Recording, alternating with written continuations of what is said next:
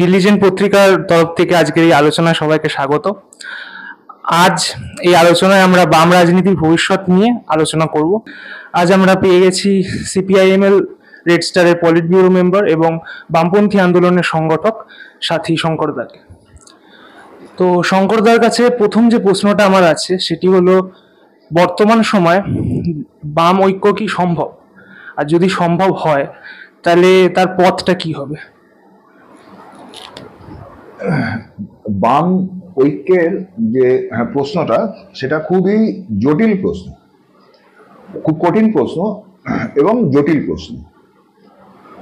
যদিও এটা খুবই গুরুত্বপূর্ণ একটি প্রশ্ন হিসেবে আমাদের কাছে আছে, বিশেষ করে বর্তমানে যে রাজনীতি, সেটা গোটা ভারতবর্ষের রাজনীতি এবং পশ্চিমবাংলারও যে রাজনীতি, সেখানে এই প্রশ্নটা খুব গুরুত্বপূর্ণ একটা প্রশ্ন। কিন্তু প্রশ্নটা জটিল এই কারণে, তার কারণ হচ্ছে যে আসলে বামপন্থীদের মধ্যেকার যে সম্পর্কটা হয়ে আছে, বামপন্থী বলতে আমি সব ধরনের বামপন্থী বলছি, তো এখানে পারস্পরিক সম্পর্কগুলো এত জটিল জায়গাতে আছে এবং তার একটা ইতিহাস আছে। তো এই ইতিহাসটাও এত জটিল এবং তার বিভিন্ন সংঘাত আছে, অনেক মতপার্থক্য আছে, সংঘাত আছে, নানান কিছু আছে। ফলত প্রশ্নটা খুব জটিল প্রশ্ন। এখন কথা হচ্ছে যে বামেদের মধ্যে যে ঐক্যের যে জায়গাটা, সেই ঐক্য হতে গেলে যেটা লাগে, যে কোনো ক্ষেত্রেই ঐক্য হতে গেলে যেটা লাগে, সেটা হচ্ছে যে কিছু বিন্দু লাগে, যে বিন্দুতে দলগুলো একমত। বহু বিন্দু থাকতে পারে যেখানে দলগুলির মধ্যে মতপার্থক্য আছে, অমত আছে, কিন্তু কিছু বিন্দু লাগে যে বিন্দুগুলিতে দলগুলি একমত, ঐক্যমত আছে। এখন এইগুলোকে খুঁজে বার করা, এইটা একটা কাজ, যে কোন কোন বিন্দুগুলোতে দলগুলোর মধ্যে ঐক্য আছে। এটা গেল এক নম্বর কথা। দু নম্বর কথা যেটা, সেটা হচ্ছে যে দলগুলো ঐক্যবদ্ধ হবে কেন, বামেরা ঐক্যবদ্ধ হবে কেন? হবে তো কিছু করার জন্য। কি করার জন্য? শুধু তো বিরোধিতা করার জন্য নয়। আজকে সর্বভারতীয় রাজনীতিতে বিজেপি বা বিজেপির যে ফ্যাসিবাদ, সেটা একটা বিষয়। পশ্চিমবঙ্গে মমতা বন্দ্যোপাধ্যায় বা তৃণমূল কংগ্রেসের শাসন, সেটা একটা বিষয়। তাহলে এই দুটো সরকার আছে, এখন তার বিরোধিতা করতে হবে। কিন্তু শুধু বিরোধিতা করার জন্য তো আর বামেদের ঐক্যবদ্ধ হওয়াটা, এটা একটা কাজ, কিন্তু এটা একটা আংশিক কাজ। পূর্ণাঙ্গ ভাবে দেখতে গেলে যেটা করতে হবে, সেটা হচ্ছে যে আমি এদেরকে যেমন বিরোধিতা করি, তেমনি আমি সমাজকে ইতিবাচক ভাবে তো কিছু দিতে চাই। তাহলে আমার একটা প্রোগ্রাম থাকতে হবে, কর্মসূচি থাকতে হবে, যে কর্মসূচির উপর ভিত্তি করে আমি একটা পাল্টা প্রশাসন, পাল্টা সরকার মানুষের কাছে দেবো। তাহলে মানুষের কি ইন্টারেস্ট আছে? মানুষের ইন্টারেস্টটা কি? মানুষের স্বার্থটা কি? যে বিরোধিতা করার মধ্যেই বা স্বার্থ কি? বামেদের ঐক্যবদ্ধ হওয়ার পেছনেই বা মানুষের স্বার্থ কি? মানুষের কাছে এগুলো তো মিনিংলেস হয়ে যায় যদি বামেরা, যদি তার কোনো পজিটিভ প্রোগ্রাম না থাকে, তার যদি কোনো ইতিবাচক কর্মসূচি না থাকে, যার উপর ভিত্তি করে আপনি একটা প্রশাসনকে গড়ে তুলতে পারেন। একটা পাল্টা প্রশাসনের প্রশ্ন তো জনগণের সামনে। তাহলে বামেদের ঐক্যবদ্ধ হওয়ার দুটো দিক, একটা হচ্ছে যে বর্তমান যে রেজিম, সেই রেজিমকে বিরোধিতা করা।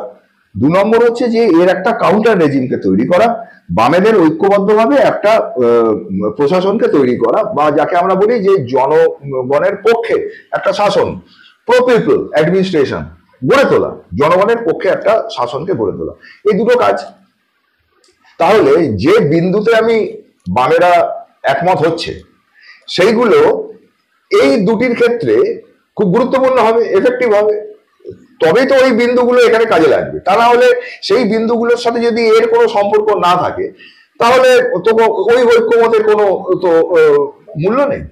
মার্কস কত সালে জন্মেছিলেন, কোথায় জন্মেছিলেন, সেটা নিয়ে সবাই একমত যে হ্যাঁ, মার্কস এত সালে এখানে জন্মেছিলেন, বা মার্কস এঙ্গেলস তারা আমাদের আন্দোলনের ভিত্তিপ্রস্তর তৈরি করেছিলেন, সবাই একমত। কিন্তু সেই একমতটা দিয়ে তো আর আমি আজকে যে রেজিমকে বিরোধিতা করা, বা আমি একটা কাউন্টার রেজিম যে গড়ে তুলবো, তার যে বিন্দুগুলো, তার যে মানে ভিত্তিগুলো, সেইগুলোর সাথে তো তার কোনো সম্পর্ক নেই। তাহলে সেইগুলোতে একমত হতে হবে। তাহলে এইখানে দেখা যাচ্ছে যেটা, সেটা হচ্ছে যে বামেদের বিস্তর মতপার্থক্য এই বিন্দুগুলোতে আছে। যেমন উদাহরণ হিসেবে বলি, সেটা হচ্ছে যে একটা কথা সবাই স্বীকার করবেন, সেটা হচ্ছে যে বামেরা নয়া উদারবাদের বিরুদ্ধে। এখন নয়া উদারবাদের বিরুদ্ধে থিওরিটিক্যালি সবাই একমত, কিন্তু দেখা যাচ্ছে যে কার্যক্ষেত্রে যখন আমি কাজে যাচ্ছি, বামেদের পরিচালিত যে সরকার, সেই সরকার যে প্রশ্নটাকে অ্যাড্রেস করছে বা যে কর্মসূচিটা নিচ্ছে, দেখা যাচ্ছে যেটা সেটা হচ্ছে যে সেই কর্মসূচিটা নয়া উদারবাদকে ভিত্তি করে, নয়া উদারবাদকে অ্যাকসেপ্ট করে মেনে নিয়ে। তাহলে স্বাভাবিকভাবেই প্রশ্ন এখানে আসবে যে নয়া উদারবাদের বিরুদ্ধে আমরা যদি একজোট হতে চাই, তাহলে যে ভবিষ্যৎ যে বাম সরকার, ঐক্যবদ্ধ বামেদের যে সরকার বা তার যে পাল্টা প্রশাসন, তারা যা করবে সেখানে তার মানে তাকে নয়া উদারবাদকে খারিজ করে করতে হবে, নয়া উদারবাদকে অ্যাকসেপ্ট করে করলে চলবে না। তাহলে এই বিন্দুতে দেখা যাচ্ছে যে যখনই কথাটা এই বিন্দুতে আসবে, বামেরা যখনই বসবে, বসে না বা বসা হয় না বা বসার উদ্যোগ নেই, বা থিওরিটিক্যালি বুঝলে যে বসা একটা প্রায় অসম্ভব ব্যাপার আজকে হয়ে গেছে, কিন্তু আমি ধরে নিচ্ছি যে বসা হলো, বামেরা সবাই এক জায়গায় বসলো, কথা তো উঠবে এটা নিয়ে যে আমরা যে ইতিবাচক কর্মসূচিটা মানুষের কাছে রাখবো, আমার সরকারের যে পাল্টা প্রশাসনের কথাটা রাখবো, সেখানে আমার কর্মসূচিটা কি হবে। আজকে কেরালায় যে এই যে ভিজিঞ্জিয়াম বন্দরকে আজকে যে আদানির হাতে তুলে দেওয়া হলো, কেরালায় বাম সরকার আছে। আগে পশ্চিমবঙ্গে বামফ্রন্টের সরকার ছিল, সেখানে সিঙ্গুর হয়েছে, নন্দীগ্রাম হয়েছে। তাহলে তো প্রশ্ন উঠবে যে আবার বাম সরকার মানে কি? মানে কি আর একটা ভিজিঞ্জিয়াম? মানে কি আর একটা সিঙ্গুর? মানে কি আর একটা নন্দীগ্রাম? আজকে যে দেউচা পাচামির আমরা বিরোধিতা করছি, বিরোধিতার জায়গা থেকে দেখা যাবে যে সবাই একমত দেউচা পাচামির বিরোধিতা করতে। সকল বামপন্থী শক্তি দেখা যাবে যে তারা বিভিন্নভাবে প্রোগ্রাম করছে, তারা তার বিরোধিতা করছে। কিন্তু আমার যখন সরকার হবে, আমি দেউচা পাচামিতে কি করব? একটা প্রশ্ন আছে যে দেউচা পাচামির শুধু তো প্রশ্নটা শুধু দেউচা পাচামিকে কেন্দ্র করে সীমাবদ্ধ থাকবে না, সেটা তো একটা পলিসির প্রশ্ন হয়ে যাবে যে মাটির তলার কয়লা কি মাটির তলাতেই থাকবে? প্রশ্ন আসবে। পাহাড়ের বক্সাইট কি পাহাড়েই থাকবে?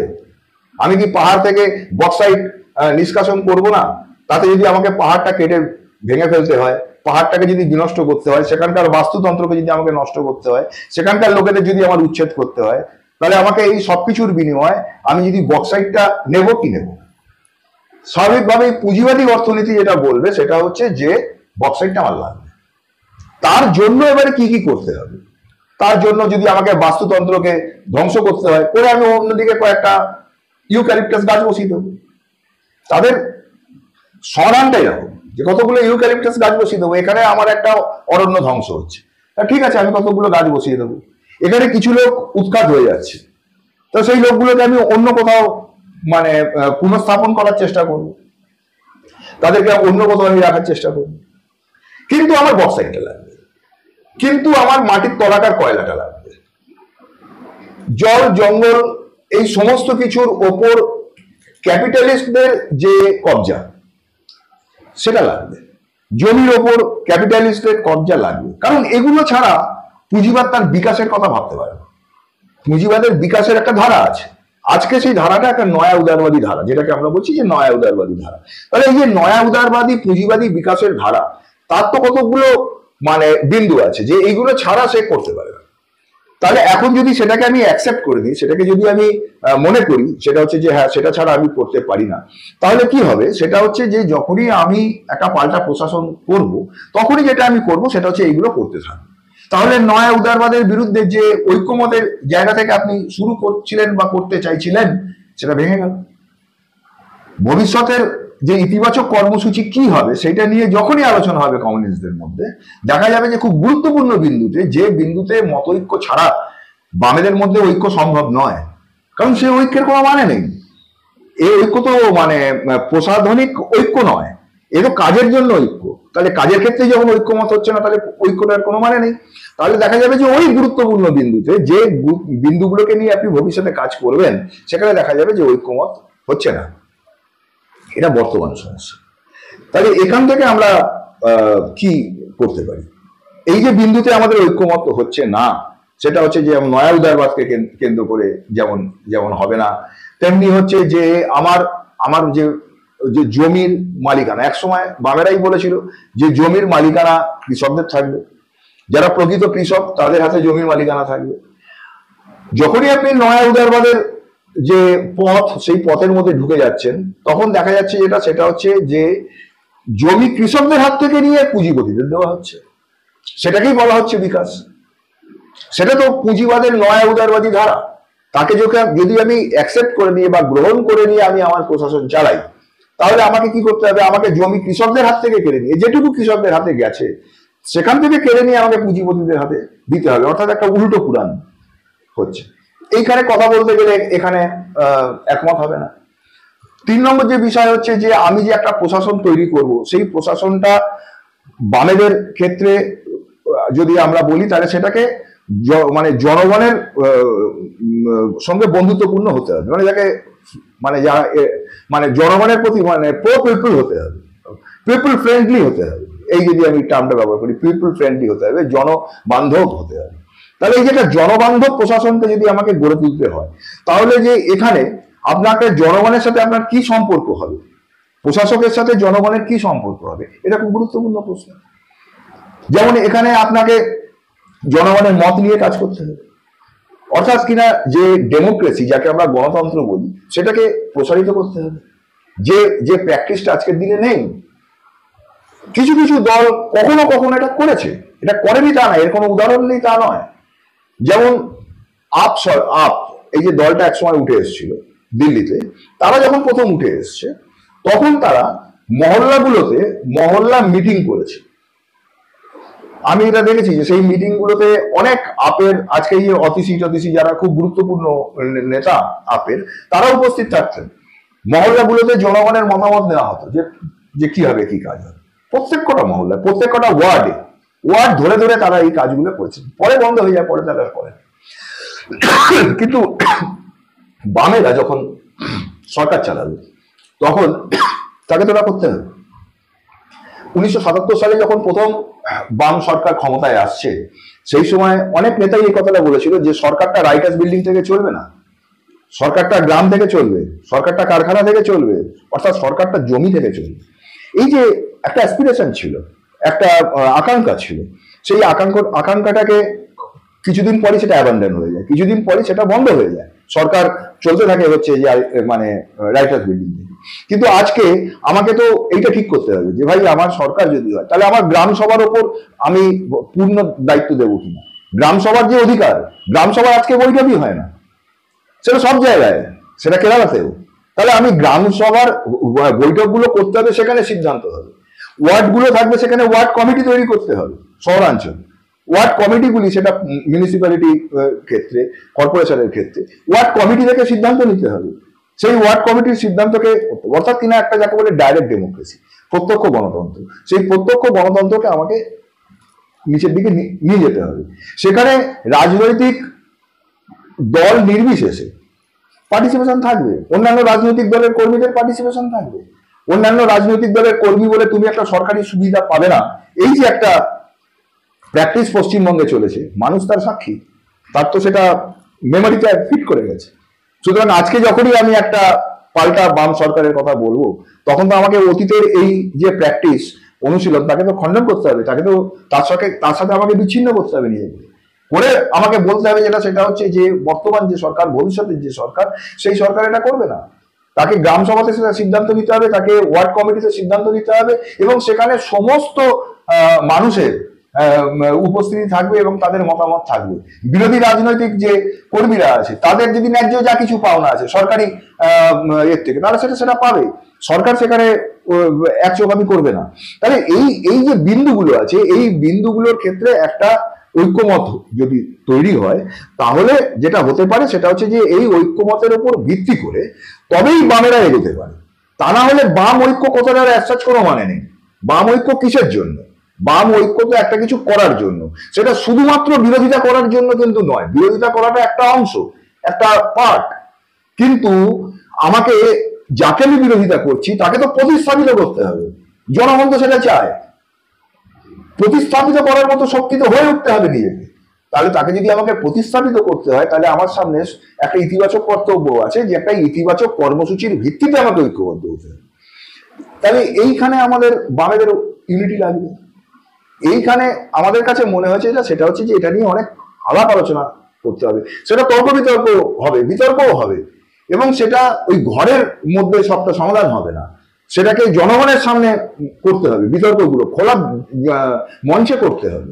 এবং তার মধ্য দিয়ে যদি আমাদের সেই প্রশ্নে যদি আমাদের আন্তরিকতা থাকে, সততা থাকে, তাহলে আমরা সেই বিতর্কগুলির মধ্য দিয়ে সেই বিন্দুগুলিতে আমরা পৌঁছতে পারবো, যে বিন্দুগুলির ওপর ঐক্যমত হলে তবেই আমরা একটা এফেক্টিভ কার্যকরী বাম ঐক্যকে আমরা গড়ে তুলতে পারি। কিন্তু এইটা একটা যন্ত্রণাকর পথ এবং এটা কষ্টকর পথ।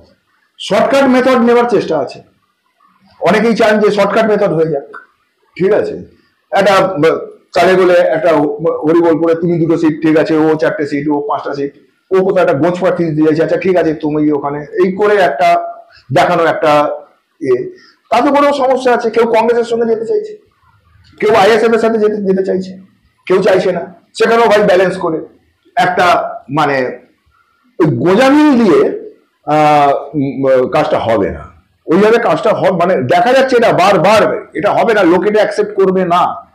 এটা এর আগেও চেষ্টা হয়েছে, এর পরেও এই চেষ্টা হতে পারে, কিন্তু এটা নিশ্চিত সেটা হচ্ছে এই চেষ্টা কোনো মিনিং ক্যারি করবে না, এর কোনো মানে নেই, জনগণ একে অ্যাকসেপ্ট করবে না। আমরা এই ধরনের যে গোঁজামিলের প্রচেষ্টা, এই গোঁজামিলের প্রচেষ্টার বিরোধী, এবং সত্যিকারের যে প্রচেষ্টা সেটা কঠিন রাস্তা, কষ্টকর রাস্তা, যন্ত্রণা করার রাস্তা, কিন্তু তার জন্য সততা লাগবে, আন্তরিকতা লাগবে। এই পথে যদি আমরা এগোতে পারি, আমি জানি না এটা আমরা এগোতে পারবো কিনা, যদি এগোতে পারি তাহলে একটা কার্যকর বাম ঐক্য আমরা গড়ে তুলতে পারি, এইটা আমার বক্তব্য। দ্বিতীয় যে প্রশ্নটা সেটা হচ্ছে যে গণতান্ত্রিক নির্বাচনের মধ্যে দিয়ে যদি কোনো বাম দল সরকার গঠন করতে পারে বর্তমান পরিস্থিতিতে দাঁড়িয়ে, তাহলে তাদের কর্মসূচি কি হতে পারে এবং তারা রিয়েলিস্টিক্যালি বলতে গেলে কি কি করতে পারে? প্রথমত আমি এই প্রশ্নটাকে খুব মানে স্পেকুলেটিভ আলোচনায় না গিয়ে আমরা কতগুলো বাস্তব উদাহরণ থেকে আমরা শুরু করি। এই বাস্তব উদাহরণটাতে যাওয়ার আগে একটা সাইকোলজিক্যাল প্রবলেমের কথা আমি বলি। সেটা হচ্ছে যে বামেদের মাথায় একটা, বামেদের সবার না কিন্তু অধিকাংশরই মাথায় একটা সমস্যা আছে ধারণার ক্ষেত্রে। সেটা হচ্ছে যে আমি যদি ধরা যাক কোনো একটা রাজ্যে যদি আমি ক্ষমতায় আসি, তাহলে আমাকে বোধহয় ঠিক তাই করতে হবে যেটা করার জন্য আমাকে কেন্দ্রীয় সরকার বলবে। তারা যে কর্মসূচিটা নেবে, তারা যেটা বলবে, আমাকে সেটা করতে হবে। যদি আমি সেটা না করি তাহলে আমার আর সরকারে থাকার অধিকার নেই। এই মানে বিষয়টা তাদের মাথার মধ্যে ঢুকে গেছে। কিন্তু বিষয়টা সেটা নয়। কথা যেটা সেটা হচ্ছে যে আজকে আমি সরকারে এসেছি মানে তাদের ক্ষমতা আছে, সরকারে এসেছি মানে তাদের পাওয়ার আছে। হ্যাঁ, সেটা অসীম ক্ষমতা নয়, অসীম ক্ষমতা বলে কিছু নেই। এমনকি যদি আপনি গোটা দেশের ক্ষমতাতেও আসেন তাহলেও আপনার কাছে অসীম ক্ষমতা নেই, তাহলেও আপনি আন্তর্জাতিক যে শর্তাবলী দ্বারা সীমাবদ্ধ, আপনি যা খুশি করতে পারেন না। এই যে শর্ত দ্বারা সীমাবদ্ধ, সবাই শর্ত দ্বারা সীমাবদ্ধ। একটা রাজ্যেও যখন একটা বামপন্থী দল ক্ষমতায় আসে তখনও সে বিভিন্ন শর্ত দ্বারা সীমাবদ্ধ। কিন্তু এটা একটা দিক। অন্য দিকটা হচ্ছে যে তাহলে এটা ভুললে চলবে না যে সরকারে আসা মানে একটা ক্ষমতা আছে, তাহলে সেই ক্ষমতাটাকে আমি কিভাবে ব্যবহার করতে পারি, যে শর্তগুলো আমাকে সীমাবদ্ধ করছে সেই শর্তগুলোকে আমি কিভাবে ম্যানিপুলেট করতে পারি, সেই শর্তগুলির সাথে আমি কিভাবে টার্মসে যেতে পারি, তার সাথে আমি কি করে সংঘাতে যেতে পারি, তাকে কিভাবে আমি পেছন দিকে ঠেলতে পারি, এই সবগুলোকে তাকে ভাবতে হবে। সুতরাং এই যে আমি গোটা কাজটা করব, সেই গোটা কাজটা করব সেটা তো হচ্ছে যে ওই কর্মসূচির ভিত্তিতে, যে কর্মসূচিটা আমি ঠিক করেছি সেই কর্মসূচিটা কি সেটা আমি আসছি। কিন্তু একটা কর্মসূচি আমি ঠিক করেছি, তাহলে সেই কর্মসূচিটাকে মাথায় রেখে আমি তাকে তো ঠেলবো, তার সাথে আমি নেগোসিয়েট করব, তার সাথে আমি ফাইট করব, কখনো এগোবো কখনো পিছবো, কখনো আমাকে এগোতে হবে কখনো আমাকে পিছোতে হবে, সবটাই নির্ভর করছে পরিস্থিতির উপর। এবং এই শর্তগুলোকে আবার কোন কোন শর্ত প্রভাবিত করছে সেটাকে বোঝার দরকার, বুঝে সেইগুলো শর্তগুলোর উপর হস্তক্ষেপ করতে হবে। সুতরাং এইটা হচ্ছে যে বিষয়। কিন্তু অধিকাংশ বামপন্থীদের ক্ষেত্রে যেটা সমস্যা, তারা খুব যান্ত্রিকভাবে বিষয়টাকে ধরেন। তারা ধরে নেন যে আমি একটা রাজ্যে ক্ষমতা এসেছি মানে আমাকে যা বলবে আমাকে তাই করতে হবে। লেখার ক্ষেত্রে আমি আমার মত যা খুশি লিখতে পারি, কিন্তু করার ক্ষেত্রে আমাকে যা বলে দেওয়া হবে তাই হবে। সুতরাং এখানে যেটা হয় সেটা হচ্ছে যে একটা মিসম্যাচ হয়ে যায়, আমার লেখা, আমার বলা আর আমার করার মধ্যে একটা মিসম্যাচ হয়ে যায়, যে আমি যা বলছি, যা লিখছি সেটা আমি করছি না, আর যা করছি সেটা আমি লিখছি না বা বলছি না। তো তাকে যখন প্রশ্ন করা হয় যে এই মিসম্যাচটা কেন হচ্ছে, তখন তারা বলছে আমি কি করব, আমি তো একটা রাজ্যের ক্ষমতায় এসেছি, আমি তো বাধা পড়ে আছি, সেটা আমাকে যা বলবে তাই আমাকে করতে হবে। তাহলে সেক্ষেত্রে আমাকে প্রথমে বুঝতে হবে যে না, বিষয়টা এরকম নয়। আমি একটা উদাহরণ দিতে দিতে এগোই, একটা উদাহরণ দিই। সেটা হচ্ছে যে নয়া শিক্ষানীতি, নিউ এডুকেশন পলিসি 2020 ঘোষণা করা হয়েছে, কেন্দ্রীয় সরকার ঘোষণা করেছে। এখন এটার বিস্তারিত এর ভেতরে আমি যাচ্ছি না, কিন্তু নিউ এডুকেশন 2020-র মধ্যে এমন অনেক জিনিস আছে যে বিষয়গুলোকে বহু রাজ্য সরকার বিরোধিতা করছে। একটা উদাহরণ আমি বলছি, সেটা হচ্ছে যে সেখানে একটা 3 ল্যাঙ্গুয়েজ ফর্মুলা আছে, যে হিন্দি, ইংরেজি, হিন্দি এবং আঞ্চলিক ভাষা, এই 3টে ভাষায় শিক্ষাদান হবে সেখানে। তার মানে কি, ইংরেজি থাকছে, হিন্দি থাকছে এবং ধরা যাক বাংলা থাকছে, আঞ্চলিক ভাষা হিসেবে বাংলা থাকছে। এই যে তামিলনাড়ুর সরকার, স্টালিন বলেন যে না, আমরা 3 ল্যাঙ্গুয়েজ ফর্মুলা আমরা মানছি না, আমরা এখানে 2 ল্যাঙ্গুয়েজ ফর্মুলা করব। শিক্ষা যেহেতু সংবিধান অনুযায়ী, শিক্ষা যেহেতু যৌথ তালিকায়, ফলত তিনি সেটার সুযোগ নিলেন, নিয়ে বললেন সেটা হচ্ছে যে এখানে আমরা 3 ল্যাঙ্গুয়েজ ফর্মুলা মানছি না, এখানে আমরা কি করবো, এখানে আমরা 2 ল্যাঙ্গুয়েজ ফর্মুলা, হিন্দি বাদ, ইংরেজি থাকবে আর তামিল থাকবে। ঠিক আছে, টানাটানি চললো, দর কষাকষি চললো। কেন্দ্রীয় সরকার বললো যে তুমি যদি 3 ল্যাঙ্গুয়েজ ফর্মুলা মানো তাহলে আমরা এডুকেশন খাতে এই টাকা বরাদ্দ করবো। স্টালিন তার 10 গুণ বেশি টাকা অফার করে বললেন যে এই টাকা দিলেও আমরা ওটা করবো, 10,000 কোটি টাকা দিলেও আমরা 3 ল্যাঙ্গুয়েজ ফর্মুলা মানবো না।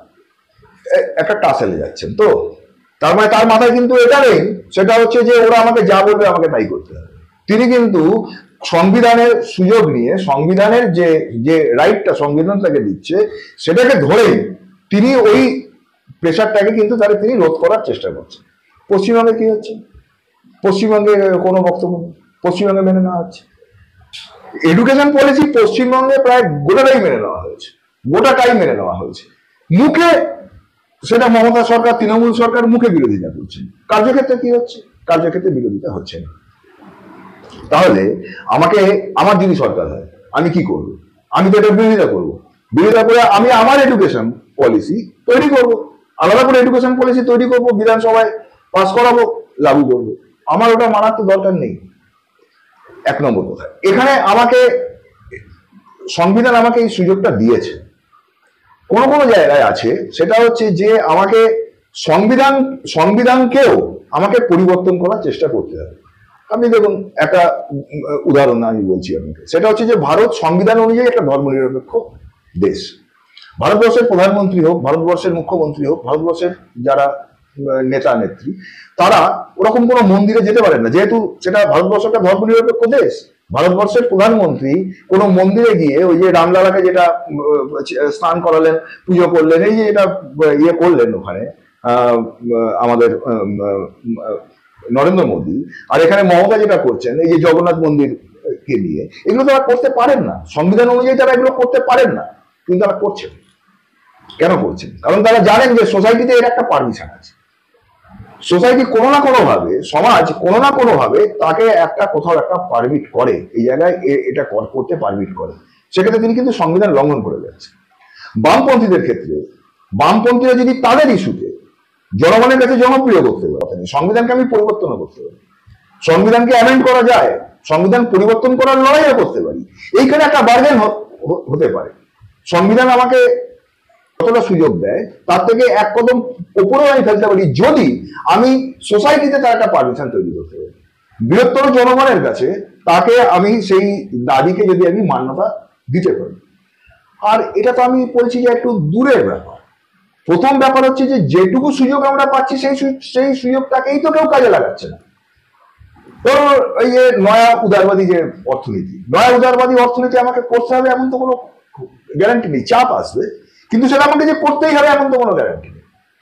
সংবিধান অনুযায়ী, এটা লেখা নেই সংবিধানে, সেটা হচ্ছে যে যারা রাজ্য সরকারের ক্ষমতায় আসবে তাকে নয়া উদারবাদ মেনে নিয়ে করতে হবে, এটা তো লেখা নেই। আমি একটা বাস্তব উদাহরণ দিই, সেটা হচ্ছে যে গ্রিসে আমরা যে ইউনিটি নিয়ে আলোচনা করছি, বামেদের যে ইউনিটি নিয়ে আলোচনা করছি, তার যে কর্মসূচি নিয়ে আলোচনা করছি, এগুলো বিশুদ্ধ কল্পনা এমন নয়, কিন্তু এগুলো কিন্তু ঘটেছে। আগামী দিনে তার যে এক্সপেরিমেন্ট, সেই এক্সপেরিমেন্টের থেকে আমাকে শিখতে হবে এবং তাকে প্রয়োগ করতে হবে, ফলত সেই এক্সপেরিমেন্টটাকে ডেভেলপ। কিন্তু এগুলো ঘটেছে গ্রিসে। সাইরিজার যে এক্সপেরিমেন্ট, সেই এক্সপেরিমেন্টটাকে নিয়ে বামপন্থীরা কোথাও কোনো চর্চা আমি দেখি না। এই চর্চাটা হওয়া দরকার।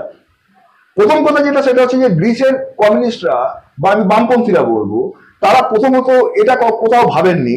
সেটা হচ্ছে যে আমাকে যদি শক্তিশালী হতে হয়, আমাকে যদি গ্রিসের ক্ষমতায় আসতে হয়, এক্সিস্টিং যে রেজিম আছে সেই রেজিমকে যদি আমাকে বিরোধিতা করতে হয়, তাহলে আমাকে অবশ্যই দক্ষিণপন্থী দলগুলির সাথে হাত মেলাতে হবে।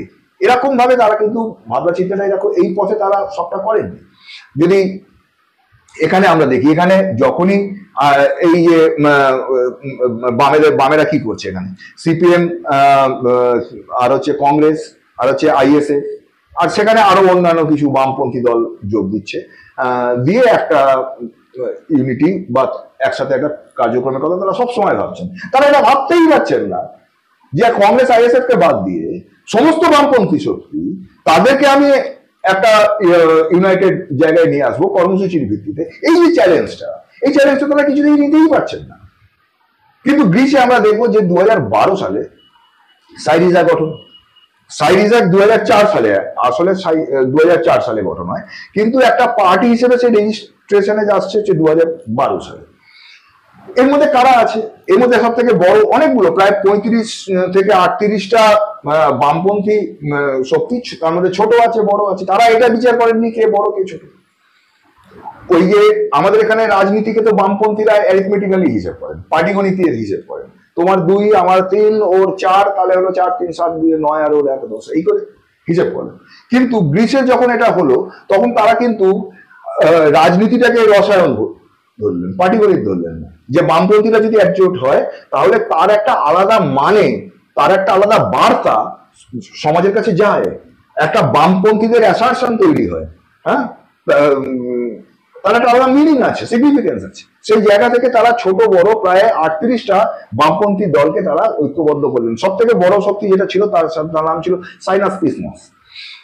এছাড়াও আরো অনেক, আশ্চর্য হয়ে যেতে হয় শুনলে, যে এই যে শক্তিগুলোকে ওরা জড়ো করলো ওই সাইরিজার মধ্যে, তাদের মধ্যে কারা ছিল? তাদের মধ্যে মার্কসিস্ট লেনিনিস্টরা ছিল, তার মধ্যে মাওবাদীরা ছিল, তার মধ্যে ট্রটস্কিপন্থীরা ছিল, তার মধ্যে যারা একটু সেন্ট্রাল লেফট, হ্যাঁ একদম খুব র্যাডিক্যাল লেফটও নয়, যারা একটু সেন্ট্রাল লেফট বা ডেমোক্রেটিক লেফট বলতে যারা নিজেদেরকে স্বচ্ছন্দ বোধ করে, এই ডেমোক্রেটিক লেফটরা ছিল।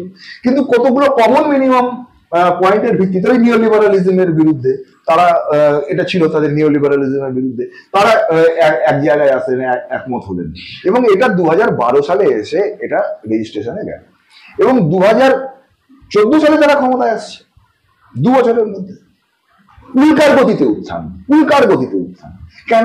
কারণ সমাজে যে শূন্যতাটা সৃষ্টি হয়েছে, সেই শূন্যতাটাকে তারা ভরাট করে দিলেন, এবং নির্দিষ্ট কর্মসূচির ভিত্তিতে, মানে ওই চটজলদি রাস্তায় নয়, ওই তালে বলে হরিবল বলে নয়, নির্দিষ্টভাবে তারা সেটা করলেন। তার জন্য তারা সলতে পাকিয়েছেন অবশ্য 2004 থেকে।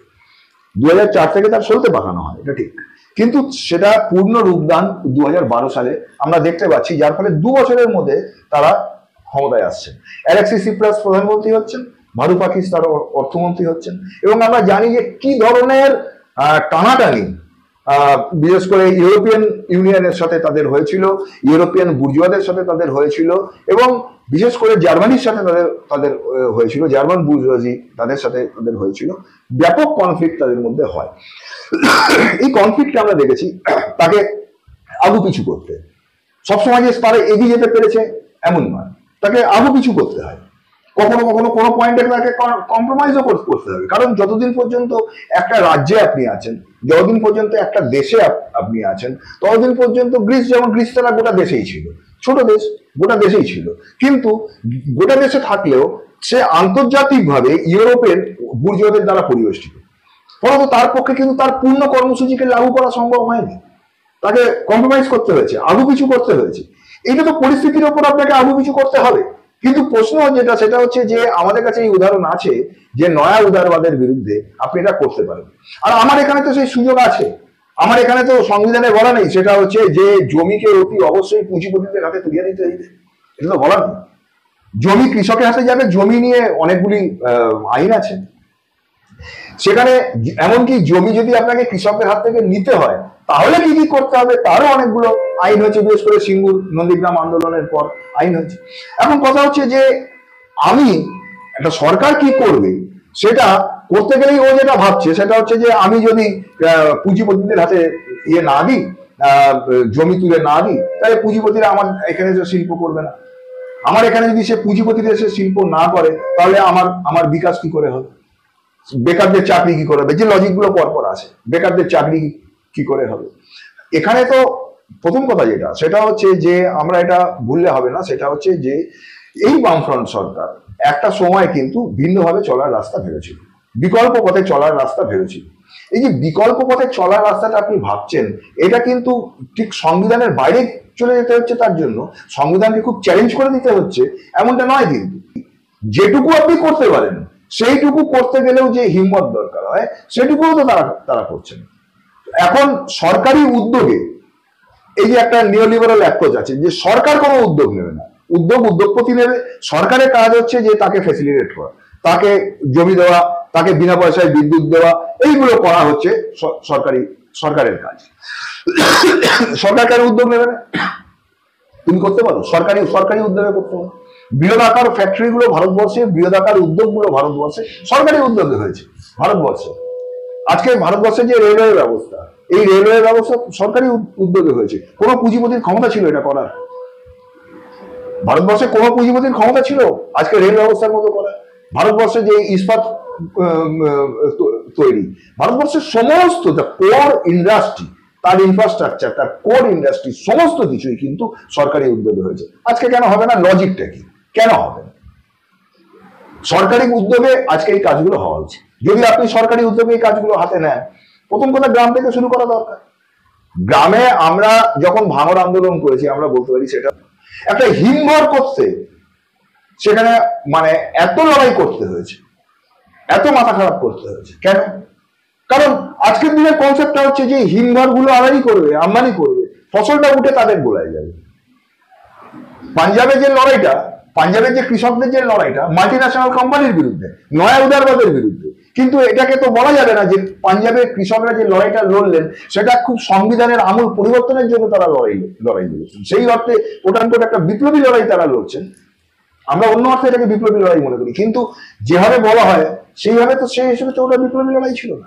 ওটা তো ছিল যেটা সেটা হচ্ছে যে কৃষকদের হাতে ক্ষমতায়নের প্রশ্ন। সংবিধান আপনাকে সেখানে আটকায় না। আপনাকে যেটা আটকায় সেটা হচ্ছে আপনার আইডিওলজি। যেখানে আপনাকে আটকায় সেটা হচ্ছে তার মাইন্ডসেট, তার সাইকোলজি, তার তত্ত্বায়ন। আপনি মুখে লিখছেন একটা তত্ত্বায়নের কথা, সেটা মানেন না, আসলে ভেতর থেকে মানেন না। ভেতর থেকে যেটা মানেন সেটাই আসলে করেন। সেইটা হচ্ছে যে আজকে আপনি মনে করছেন যে পুঁজিপতিরা ছাড়া আমার গতি নাই। শ্রমিকরা একটা সময় অসংগঠিত শ্রমিক, অসচেতন শ্রমিক, তাকে যখন এক সময় সমাজতন্ত্রের কথা বলা হতো যে একটা সমাজতন্ত্র হবে যেখানে পুঁজিপতি থাকবে না, শ্রমিকও থাকবে না, শ্রেণী থাকবে না, তখন তার খুব আশ্চর্য হয়ে যেত।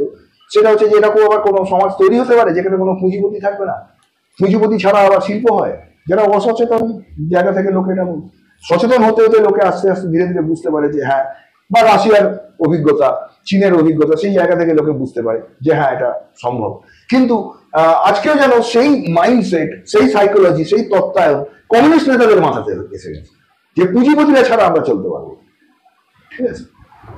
সম্পদের প্রশ্ন, আজকে এই যে ট্যাক্সেশনের প্রশ্ন, আজকে রাজ্যগুলোর কাছ থেকে এত পয়সা কেন্দ্রীয় সরকার তুলে নিয়ে যায়, কেন্দ্রীয় সরকার তুলে নিয়ে যাচ্ছে। কেন্দ্রের তো নিজস্ব কোনো পয়সা নেই। কেন্দ্র যে বাজেটে অ্যালট করে, কেন্দ্রের যে পয়সা, সেই পয়সাগুলো সে কোত্থেকে পায়? সেগুলো তো সে রাজ্যের কাছ থেকে তুলে। এখন এই যে কেন্দ্রীয় সরকারের তো নিজস্ব কোনো পয়সা নেই, সে রাজ্যগুলো থেকে পয়সা তুলে নিয়ে যায়, নিয়ে গিয়ে তার মতো করে ও অ্যালট করে, তার মতো করে ও রাজ্যগুলোকে দেয়। কোনো রাজ্যকে বেশি দেয়, কোনো রাজ্যকে কম দেয়, সে তার ইচ্ছে মতো সবটা করে। পয়সা তো রাজ্য থেকে যায়।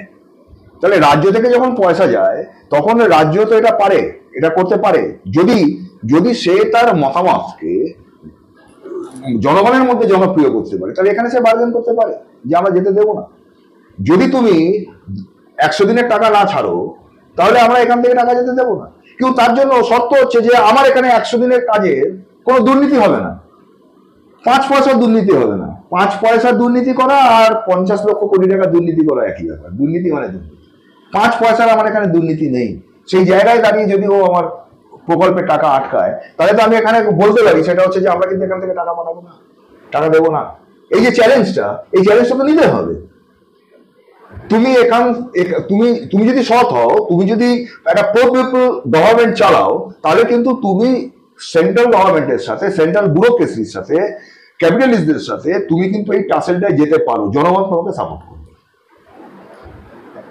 একটা উদাহরণ দিচ্ছি, তোমার হাতে যা পয়সা আছে সেই পয়সাটাকে তুমি কিভাবে খরচা করছো সেটা তো জনগণ দেখছে। তুমি মন্দির করছো, জগন্নাথ মন্দির হচ্ছে, এখানে তুমি প্রসাদ বিতরণ করছো, তুমি এখানে ক্লাবগুলোকে টাকা দিচ্ছ, এই করে তুমি নয় করছো।